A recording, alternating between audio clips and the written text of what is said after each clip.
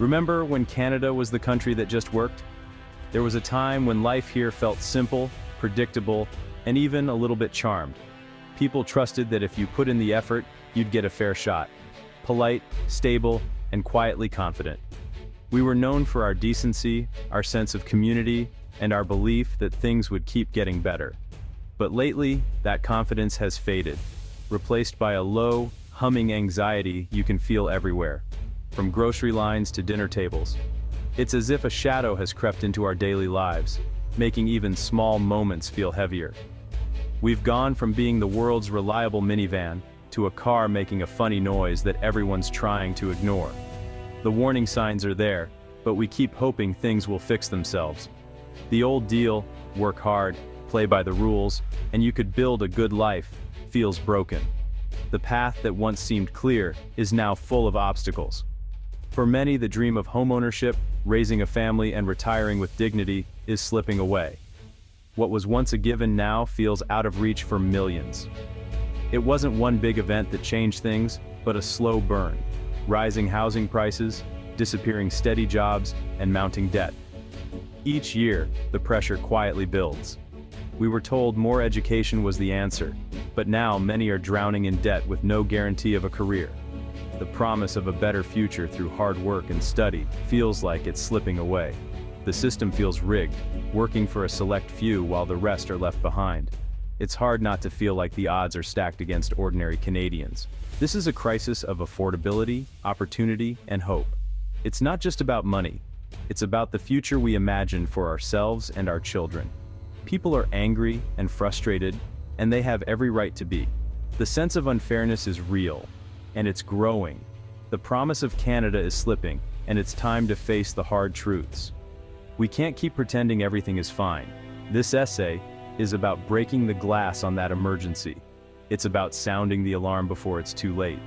It's about why so many Canadians feel powerless, why so many feel like their voices aren't being heard and their struggles are being ignored, and more importantly, what we can do to get our country back on track. Because if we come together, there's still hope for a better future. Let's break down our national anxiety. The triple threat that's keeping millions of Canadians up at night.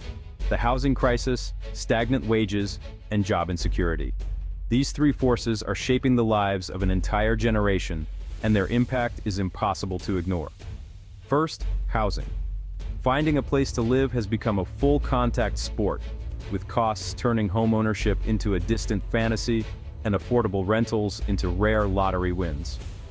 Even those lucky enough to secure a lease often face rent hikes and uncertainty about their future. Next, wages. Productivity and profits are up, but paychecks have barely budged.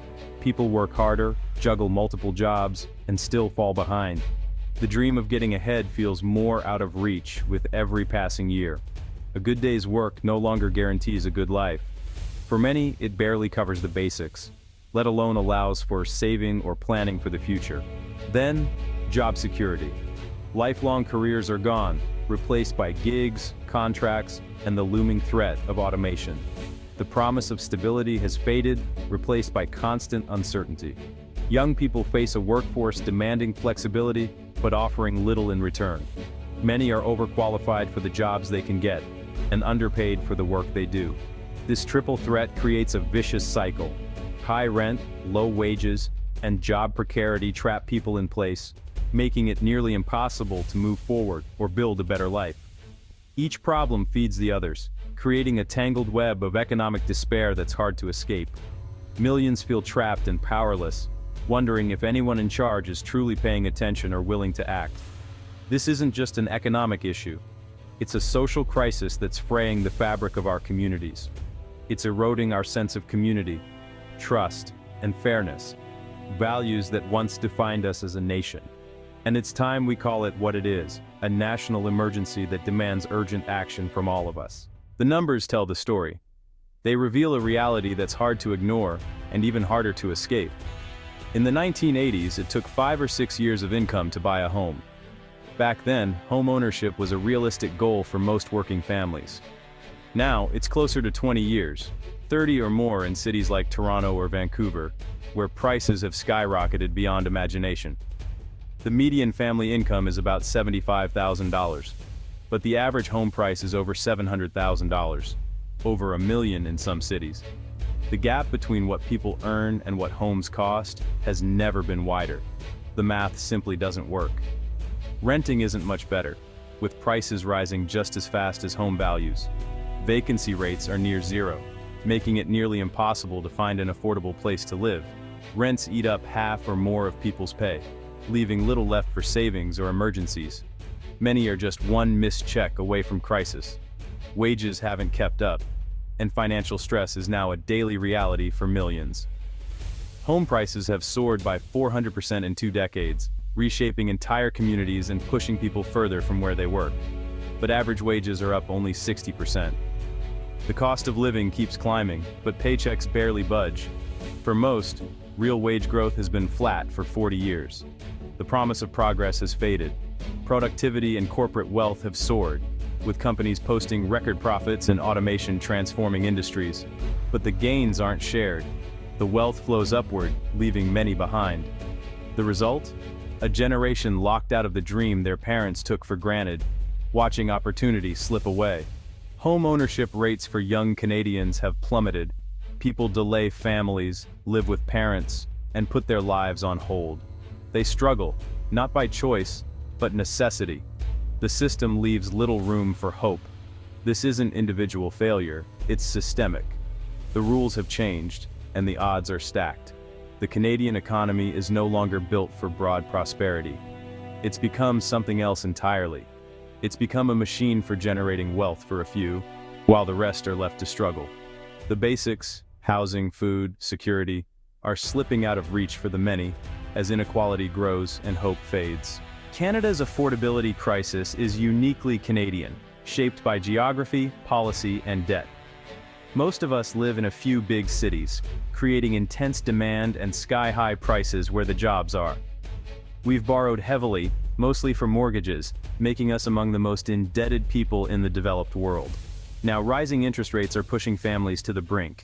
Decades of red tape and slow building have left us with a massive housing shortage. Governments have failed to match supply with population growth. The result? A speculative housing market that's more casino than shelter. We've built an economy reliant on ever-rising home values, sacrificing the financial security of an entire generation. Canada's population is booming, but our economy isn't keeping up. We're adding people faster than we're adding homes, doctors, or transit. Per capita GDP is stagnant or falling, so the average person's share of prosperity shrinks. Public services are stretched thin. Healthcare, schools, infrastructure all under strain. Many new jobs are in the public sector, funded by a tax base with stagnant private incomes. This isn't about immigration, it's about planning. We've relied on population growth to fuel demand, especially for housing, instead of boosting productivity and innovation. The result? A bigger, but poorer, country per person. We need to match population targets to our capacity to house, employ, and serve new Canadians. Otherwise, living standards will keep slipping. For generations, good jobs in manufacturing and resources built strong communities. But globalization and automation have hollowed out those jobs, especially in rural and single-industry towns. When factories close, it's not just jobs lost, it's the heart of communities. Now even white-collar jobs face automation. New tech jobs require different skills and are concentrated in big cities, deepening the urban-rural divide. The result is resentment and alienation among those left behind. We need massive investment in retraining, support for transitioning communities, and a stronger safety net. Without it, the social fabric of our country will keep tearing. The housing crisis is just one symptom of a bigger problem, a lack of competition. In telecom, banking, airlines, and groceries, a handful of giants dominate, driving up prices for everyone. Canadians pay some of the world's highest bills for basic services. Attempts to introduce competition are blocked by powerful lobbies. This hidden tax drains our wallets and stifles innovation. It leaves people feeling powerless, convinced the system is rigged. Tackling the cost of living means breaking up these oligopolies and opening markets to real competition. It's time to stand up to the powerful few. Canada is anxious and squeezed, but not hopeless. We've overcome big challenges before, by being bold, ambitious, and united. Now we need a nationwide plan of action. First, a wartime effort to build housing/red tape, reform zoning, and invest in affordable homes. Treat the housing shortage like the disaster it is. Build, build, build. Second, kickstart the economy for everyone, not just the few. Break up oligopolies, modernize competition laws, and foster real innovation. Invest in research, support startups, and boost productivity. This isn't just government's job, it's a national mission. We must demand more from our leaders and ourselves. Canada isn't broken, it's stuck. We have the resources and talent to fix this, but it will take bold choices and political courage. It's time to rebuild the Canadian dream.